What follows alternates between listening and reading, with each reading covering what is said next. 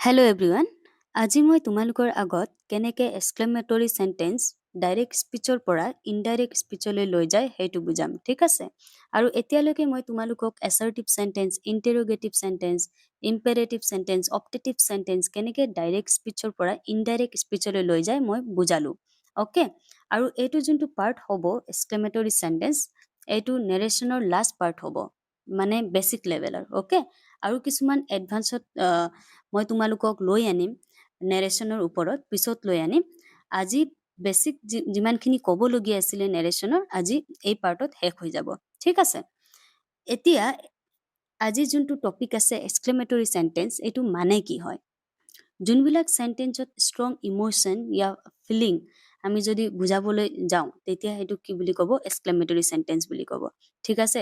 Strong emotion ইয়া feeling, for example আমাৰ কি হৈ আছে যে কিবা এটা খেলত আমি জিকিলো, ঠিক আছে। তেতিয়া আমি কি হ'ম, বহুত হেপ্পী হ'ম, এক্সাইটমেণ্ট হ'ম। তেতিয়া আমি চেণ্টেন্স যেতিয়া ক'ম তেতিয়া এক্সাইটমেণ্টত ক'ম, ৰাইট।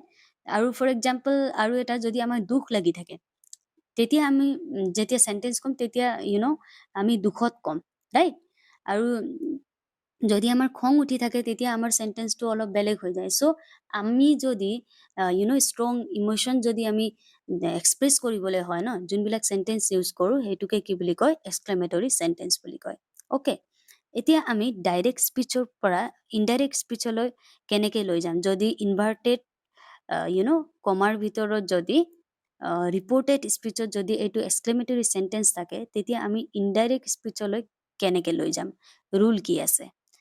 ফাৰ্ষ্টত মই ইয়াত কি লিখিছোঁ, যদি ৰিপৰ্টিং ভাৰ্ব চে যদি থাকে ডাইৰেক্ট স্পীচত, তেতিয়া ইনডাইৰেক্ট স্পীচলৈ লৈ যাওঁতে এনেকৈ লৈ যাম। তাৰমানে কি, যদি ইনভাৰ্টেড কমাৰ ভিতৰত ৰিপৰ্টেড স্পীচত যদি জয় বুজাইছে, মিনিংটো কি বুজাইছে, সেই মিনিঙৰ মতে তোমালোকে চেঞ্জ কৰিব লাগিব।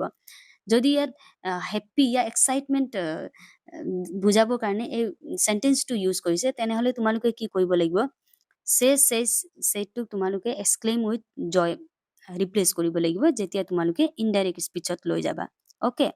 যদি চেণ্টেন্সটোত মানে এক্সক্লেমেটৰী চেণ্টেন্স যদি ছাৰপ্ৰাইজ মিনিং বুজাইছে, তেতিয়া এইটো ৰিপ্লেচ হৈ মেলি এক্সক্লেইম উইথ ছাৰপ্ৰাইজ হ'ব, অ'কে। যদি ইনভাৰ্টেড কমাৰ ভিতৰত যদি এক্সক্লেমেটৰী চেণ্টেন্স দুখ লগা কিবা চেণ্টেন্স বুজাইছে, তেতিয়া কি হ'ব, এক্সক্লেইম উইথ চৰো হ'ব।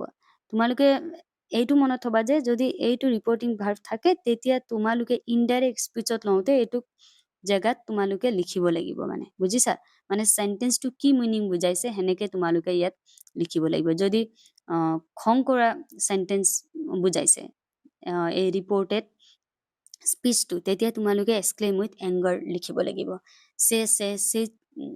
চেটটো জেগাত তোমালোকে যেতিয়া ইনডাইৰেক্ট স্পীচত লৈ যোৱা, এক্সক্লেইম উইথ এংগাৰ হ'ব, অ'কে। এতিয়া এইটো আছিলে ফাৰ্ষ্ট ৰুল। ইয়াত মই কিছুমান তোমালোকক এক্সক্লেমেটৰী ৱৰ্ড দিছোঁ, এইবিলাক তোমালোকে চাবা, চাই মেলি মিনিংটো বুজি ল'বা, ঠিক আছে। যেনেকৈ হুৰে যদি থাকে, তেতিয়া কি মিনিং বুজাব এইটো, তেনেকৈ তোমালোকে লিখিব লাগিব না, যেতিয়া ইনডাইৰেক্ট স্পীচত লৈ যোৱা। এতিয়া যদি ডাইৰেক্ট স্পীচত এই ৱৰ্ডটো আছে, তেনেহ'লে এক্সক্লেইম উইথ চৰো লিখিলেতো নহ'ব ন, মিনিং কি আছে, জয় ইয়া এক্সাইটমেণ্ট যেতিয়া হ'ম আমি, ইয়া হেপ্পী হ'ম, তেতিয়া আমি এইটো ইউজ কৰিম ন, যে হুৰে ৱৰ্ডটো। তেতিয়া তোমালোকে মিনিংটো সেইকাৰণে বুজি ল'ব লাগিব, যে এক্সক্লেইম উইথ এক্সক্লেইম উইথ জয় লিখিবা নে চৰো লিখিবা। মানে যদি চেণ্টেন্সটো যদি হুৰে কৈছে, চৰো লিখিলেতো তোমালোকৰ ভুল হৈ যাব। সেইকাৰণে কৈছোঁ যে এইটো যোনটো চাৰ্ট দিছোঁ মই, এইটো তোমালোকে কি কৰিবা, মিনিংটো বুজি থবা বা লিখি থবা কৰবাত, যে এইটো মানে কি, তেতিয়া তোমালোকে এনেকৈ ইউজ কৰিব লাগিব, ঠিক আছে। ইয়াতে মই আৰু এটা কথা কওঁ, যেনেকৈ ইয়াত যদি হেল্ল' থাকে ন ডাইৰেক্ট স্পীচত, তেতিয়া তোমালোকে এক্সক্লেইম উইথ নকৈ মেলি ইয়াত মিনিং কি দিয়া আছে, যে গ্ৰীট দিয়া আছে, হেল্ল' মানে কি, গ্ৰীট কৰা, ৰাইট। চ' এক্সক্লেইম উইথ নিলিখি মেলি ইনডাইৰেক্ট স্পীচত তোমালোকে কি লিখিব পাৰা, হি গ্ৰীটেড ইয়া চি গ্ৰীটেড। যদি চেইট থাকে, তেতিয়া পাষ্ট টেন্সত থাকিলে হি গ্ৰীটেড ইয়া চি গ্ৰীটেড লিখিলে হ'ব, এক্সক্লেইম উইথ বুলি নিলিখিলেও হ'ব, অ'কে। চ' নাও ছেকেণ্ড ষ্টেপত কি আছে, remove the inverted commas and use that. এইটোতো আমি আগতো বেলেগ সেন্টেন্স পঢ়োতেও এছাৰ্টিভত পাইছিলোঁ ৰাইট, যে ইনভাৰ্টেড কমা তাৰমানে ৰিপৰ্টেড স্পীচটো কিহত থাকে, ইনভাৰ্টেড কমাৰ ভিতৰত থাকে। চ' আৰু এফালেও এটা ৰিপৰ্টিং স্পীচৰ পিছত এটা কমা থাকে ন, তো এইটো যোনটো পাৰ্ট আছে এইটো ৰিমুভ কৰি মেলি এইটো গুচি যাব। চ' এইটো ৰিমুভ কৰি মেলি আমি কি লিখিব লাগিব, যে ডেট লিখিব লাগিব, ঠিক আছে। চ' ইনভাৰ্টেড কমা ৰিমুভ কৰি আমি কি লিখিব লাগিব, ডেট। নাম্বাৰ 3 কি আছে, যে ইণ্টাৰজেকশ্যন ৱৰ্ড যদি থাকে আল্লাছ, হুৰে, ব্ৰেভ, তো এইবিলাক কি কৰিব লাগিব, আমি ৰিমুভ কৰিব লাগিব যেতিয়া আমি ইনডাইৰেক্ট স্পীচত লৈ যাম, ঠিক আছে। এইটোক আঁতৰাই মেলি ৰিমুভ কৰি তাৰ জেগাত বেলেগ হ'ব আৰু এই ৱৰ্ডৰ জেগাত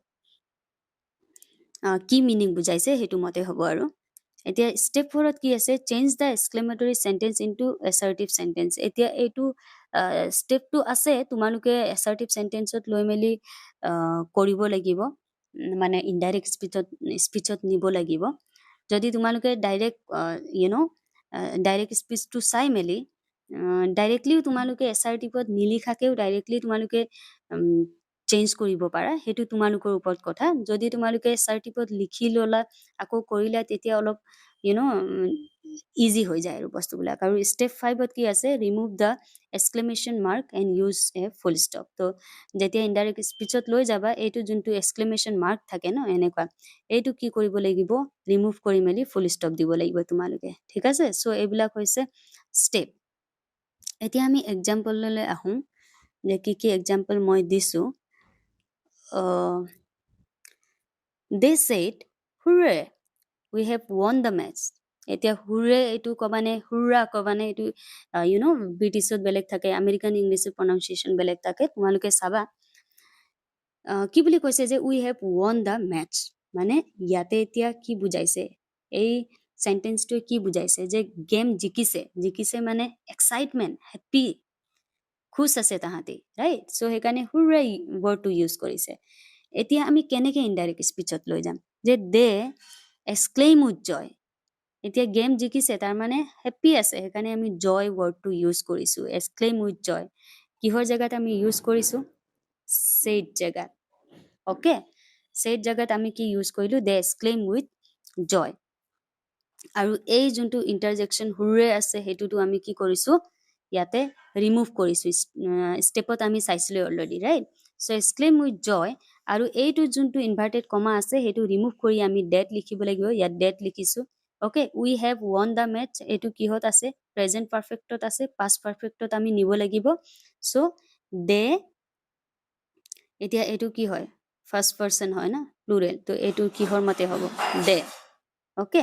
চ' they had won the match, বুজি পালা, পাষ্ট পাৰফেক্টত গুচি গৈছে চেণ্টেন্সটো, মানে আমি চেঞ্জ তেনেকৈ কৰিব লাগিব। প্ৰেজেণ্ট এইটো মই অলৰেডি তোমালোকক বুজাইছোঁ, যে টেন্সৰ ফৰ্ম মই লৈ আহোঁতে তোমালোকক বুজাইছিলোঁ যে কেনেকৈ চেঞ্জ কৰিব লাগিব, তোমালোকে ভিডিঅ'টো চালে গম পাবা, অ'কে। এতিয়া নেক্সটটো কি আছে, যে ৰীনা ছেইড আল্লাছ আই এম ৰুইন। এতিয়া আল্লাছ ৱৰ্ড আছে, আই এম ৰুইন, মোৰ চব শেষ হৈ গৈছে, তাই এনেকৈ কৈছে, তাৰমানে তাই দুখত কৈ আছে, ৰাইট।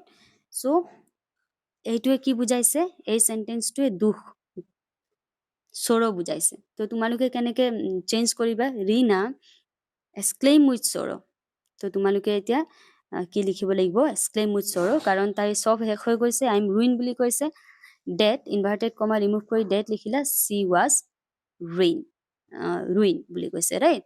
তো আই এম ৰুইন তাৰমানে এইটো কি হৈছে, প্ৰেজেণ্টত হৈছে, চব শেষ হৈ গৈছে, এইটো কিহত লৈ গৈছোঁ আমি, পাষ্টত লৈ গৈছোঁ, ঠিক আছে। So' she was ruin. So' I hope তোমালোকে বুজি পাইছা। আৰু কিছুমান আছে এক্সক্লেমেটৰী চেণ্টেন্সত ক'বৰ কাৰণে, তোমালোকক মই আৰু নেৰেশ্যনৰ ওপৰত ভিডিঅ' লৈ আনোতে বুজাম, ঠিক আছে। চ' আজিলৈ ইমানেই, থেংক ইউ ছ' মাছ।